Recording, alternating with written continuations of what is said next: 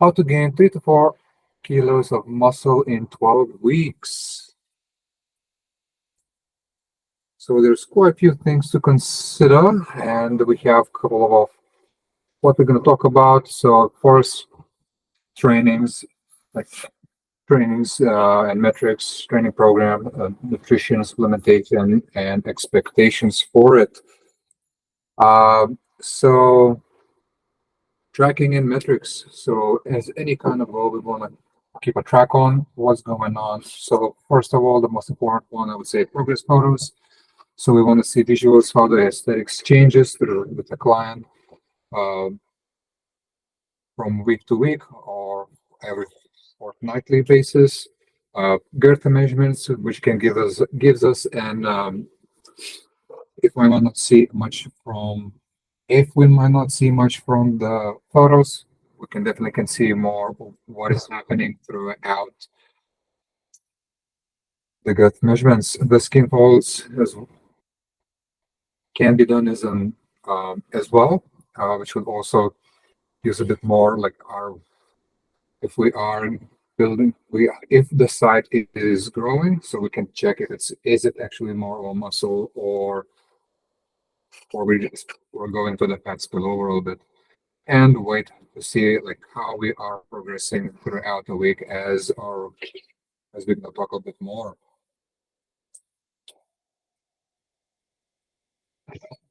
And the other part, the training, it will be the most important one, I would say, progressive overloading, as we aim to bring ourselves close to proximal failure. So if all of our, so these are few examples what we would aim to see in the program.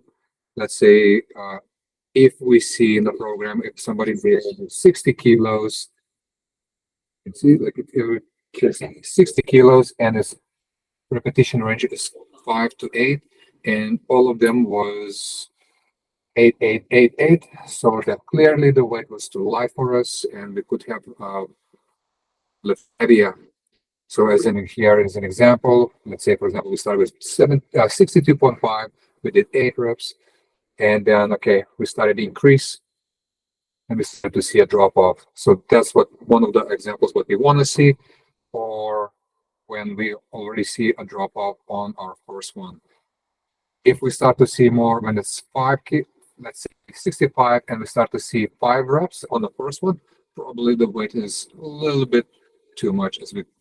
If we're pushing ourselves close to proximal failure, the rep range is going to decrease even more as we want to stick with it.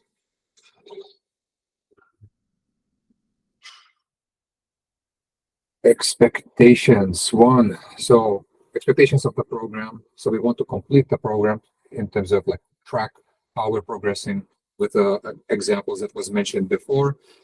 So making sure that we are progressing through week to week. If we're not, we can find out maybe small exercise is not suited at this point of moment for us.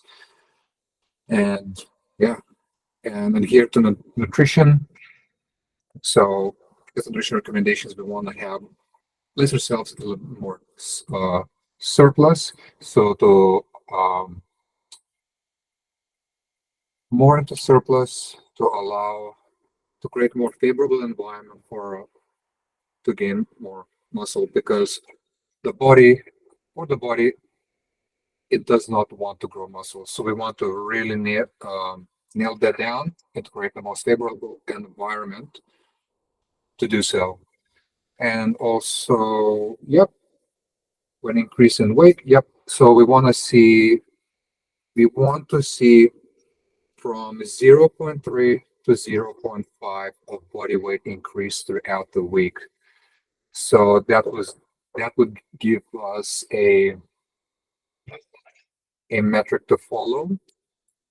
So as we don't want to gain too much, because most likely that would be more of a fat spillover, and we want to manage that as much as we can. And let's say, for example, if we're following that and the 1 week we start to go overboard, so the next week we can we do a check-in, we see what's going on, and if it went over, okay, maybe we need to lower down a bit carbs, which would be the main thing that we would be adjusting based on in terms of our calories. So to favor and bring that down within the ranges. Cool. So in terms of the training, so what we would focus more on, and one, the first phase of the program, what would it be? It would be daily undulating program, in which we would aim to finding out more baseline in terms of nutrition, where we're more sitting at, which would take 1 to 2 weeks or so.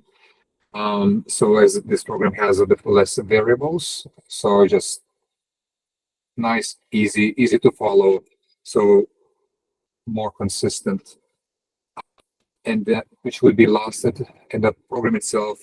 All of the programs would be focused for 8 weeks, and the next following program phase would be 8-8-15, which would be focusing, increasing more of metabolic stress on the body parts and stimulate more hypertrophy. So what it would look like, there are 2 ways it can be done. Like for more advanced, we can.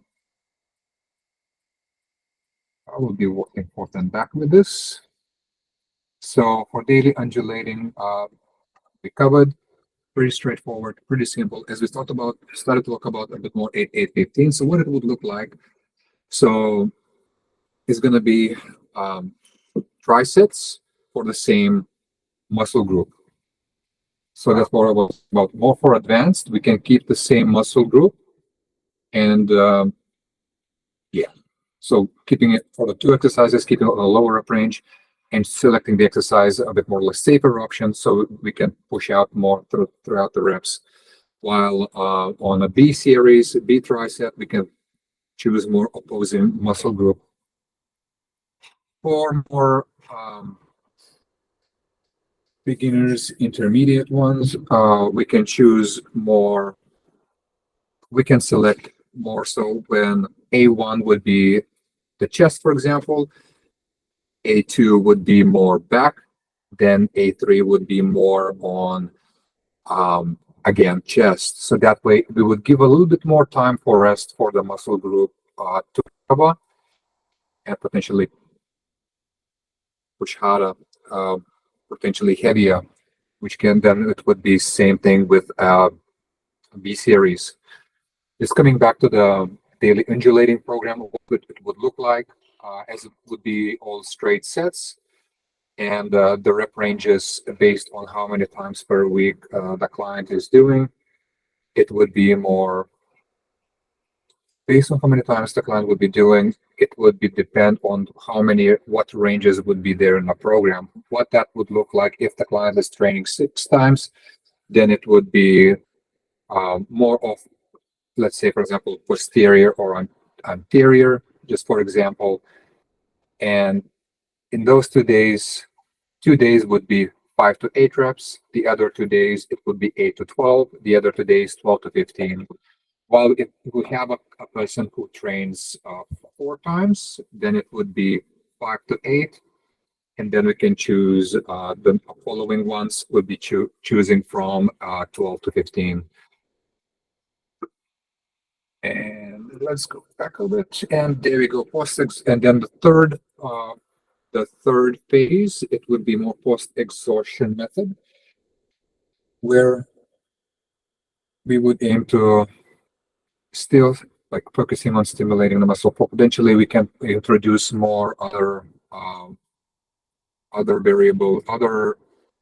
muscle groups more in the C series, as the previous one could have been a bit more taxing, and to address any kind of any challenges or weaknesses that if potentially started to appear. So what it would look like, so that means is post-exhaustion, so that means A series would be our main lift, A1 and B1 would be our main lifts, while A2 and B2 would be more the same muscle group, but more like lighter variation. So that means we're gonna hit with a lower rep range and then with a more hitting the more endurance type muscle fibers. And then, like as we talked about, then we can on a C series we can include the other muscle groups like more either shoulders individually or like more arms specifically.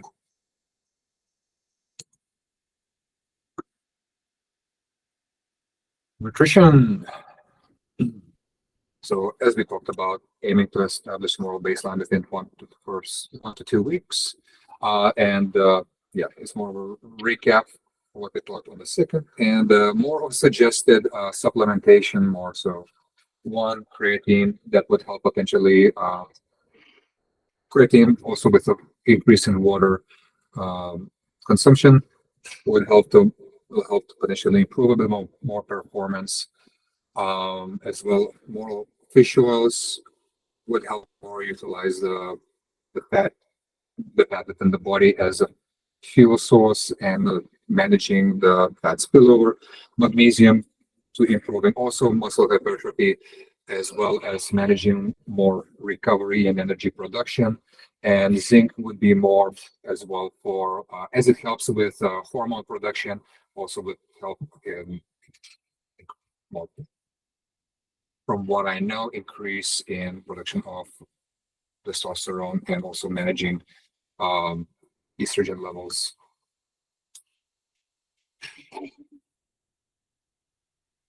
There you go.